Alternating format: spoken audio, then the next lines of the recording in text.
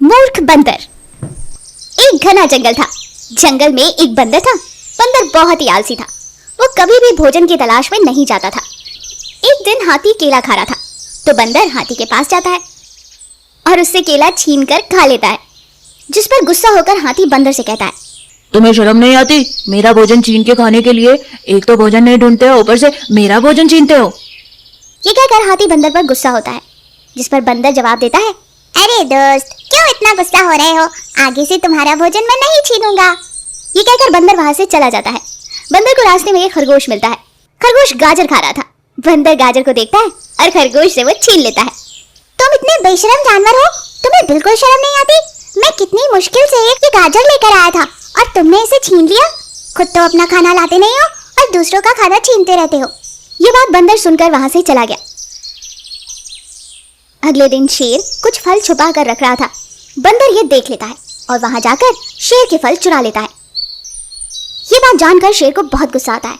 तुम्हारी इतनी हिम्मत, तुमने मेरे फल छुपाए, मेरा भोजन खा लिया।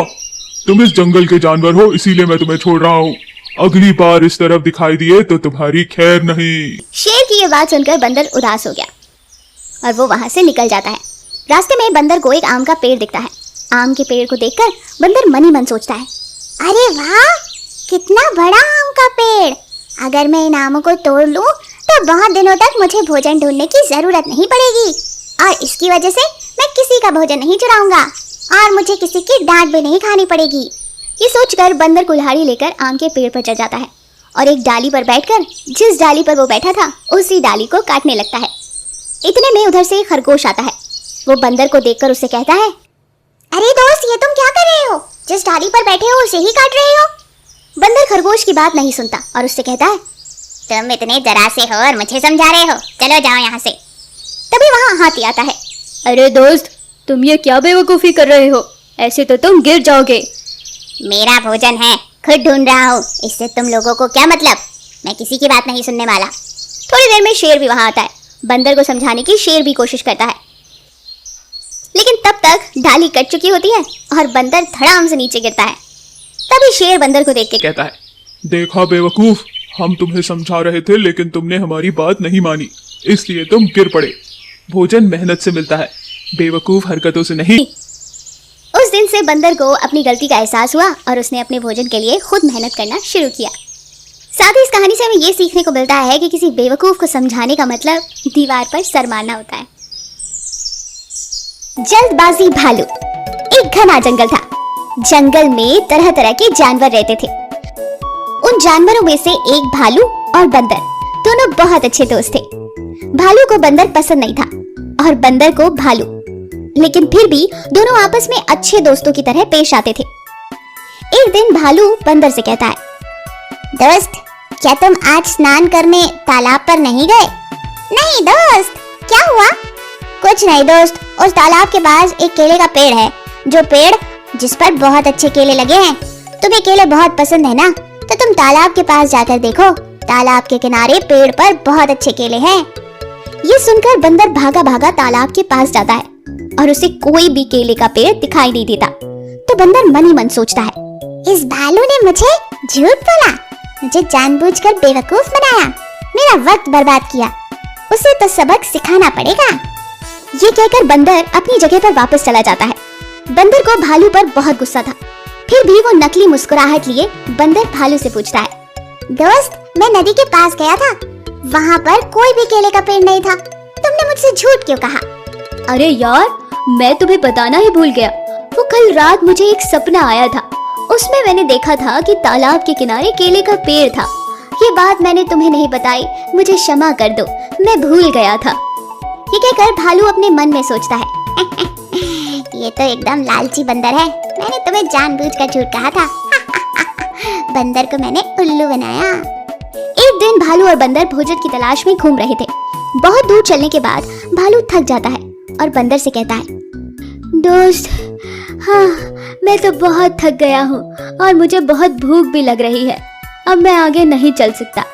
भालू की बात सुनकर बंदर मन ही मन सोचता है, ये भालू तो थोड़ी दूर भी नहीं चल सकता और ऊपर से कह रहा है कि मैं थक गया हूँ। इसका आकार देखो कितना बड़ा है, इसकी भूख तो कभी मिटती ही नहीं। इतने इतने में भालू बंदर को देखते हुए कहता है, क्या हुआ दोस्त, क्या सोच रहे हो? कुछ नहीं, सच है मैं भी बहुत थक गया हूँ, बहुत दूर आ गए हैं ना, मुझे भी बहुत भूख लग रही है। ठीक है, हम इस पेड़ के नीचे थोड़ा आराम करते हैं।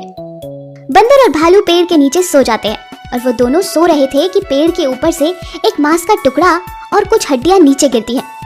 तुरंत भालू हड़बड़ा कर आंखें खोलकर देखता है और पास में पड़े मांस और हड्डी को देखकर खुश हो जाता है और मन ही मन सोचता है, लगता है कोई शेर या बाघ यहाँ इस पेड़ पर ऊपर भोजन खत्म करके गया है और जो बचा कुचा था वो नीचे गिरा गया। मैं ये सारा भोजन खा लूंगा। इतने में बंदर की नींद खुल जाती है। नींद से जागते ही बंदर को देखकर भालू सोचता है, अरे ये बंदर तो नींद से जाग गया और इसने मांस को देख लिया है, ये सारा मांस खा जाएगा, मेरे लिए कुछ भी नहीं बचेगा, मुझे तुरंत आकर मांस और हड्डी खा लेना चाहिए। ये सोचकर भालू तुरंत जाकर वहाँ पड़ी हुई हड्डी एकदम से निगल जाता है।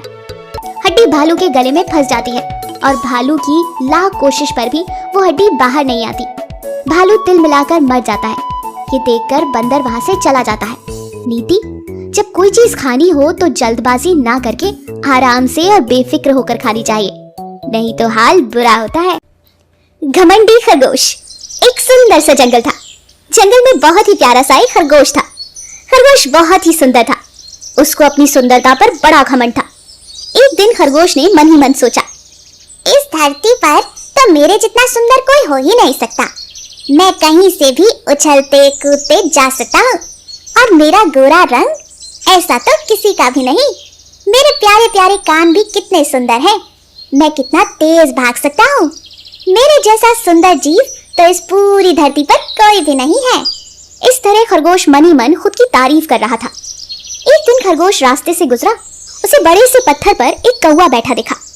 कौवे को देखकर खरगोश वहीं रुक गया और उससे बोला, अरे ओ कौवे, तू मेरे सामने आया है? तू तो कितना काला है। सुबह सुबह तेरी शक्ल देख ली, आज तो मेरा कोई काम नहीं होगा। चल मनुष्य, जा यहाँ से, तेरे पास और कोई काम नहीं है क्या? ये कहकर खरगोश कौवे को डांट देता है। तभी कौवा कहता है, मैं तो कब से यहाँ बैठा हूँ, तुम ही इधर से आए हो और ऊपर से मुझसे कह रहे हो कि मैं तुम्हारे सामने आया हूँ। तुम्हें अपनी खूबसूरती पर बहुत घमंड है। कौवे की बात सुनकर खरगोश ने कहा, मैं तुम्हारे जैसा काला नहीं हूँ, वैसे भी तुम दिखने में बहुत गंदे दिखते हो। मैंने तुमसे इतनी देर बात कर ली, तुम्हारे लिए तो यही बात है। ये सब दूर खड़ी हुई लोमड़ी देख रही थी और लोमड़ी ने मन ही मन सोचा, इस खरगोश को अपनी सुंदरता पर बहुत घमंड है, इसे किसी न किसी तरह सबक सिखाना पड़ेगा।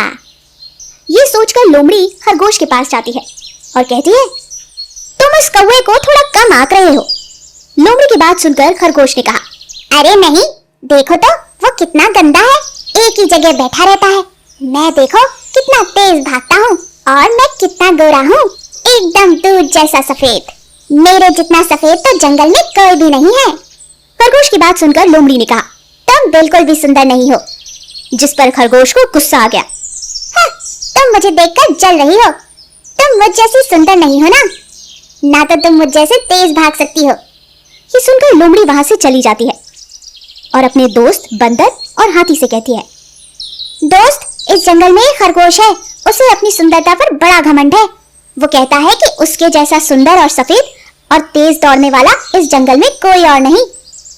मैं उसके इस घमंड पर उसको सबक सिखाना चाहती हूँ। ये कहकर तीनों दोस्त खरगोश के पास जाते हैं। बंदर खरगोश से कहता है, मैंने सुना है तुम इस जंगल में सबसे तेज भाग सकते हो और सबसे सुंदर हो। बंदर के सवाल पर खरगोश ने कहा, हाँ, इस जंगल में मुझसे ज्यादा खूबसूरत और तेज भागने वाला कोई नहीं है। खरगोश की बात सुनकर बंदर ने कहा, ठीक है, तो ये बताओ कि क्या तुम इस पेड़ से उस पेड़ पर मेरी तरह छलांग लगा सकते हो? तभी हाथी ने कहा, हाँ, तुम बहुत खूबसूरत हो और तेज भाग सकते हो। क्या तुम मुझ जैसे ताकतवर हो? खरगोश ये सब सुनकर बोला, ये सब मैं कैसे कर सकता हूँ, मैं तुम्हारी तरह ताकतवर नहीं हूँ। तभी लोमड़ी ने कहा, देखा दोस्त, हर एक की कोई ना कोई खूबी होती है, तुम्हें किसी को भी कम नहीं आंकना चाहिए। हर एक की अपनी ताकत होती है, हमें किसी का दिल नहीं दुखाना चाहिए। लोमड़ी की बात सुनकर खरगोश को एहसास हुआ और उस दिन के बाद से उसने सबसे मिलजुल कर रहना शुरू कर दिया।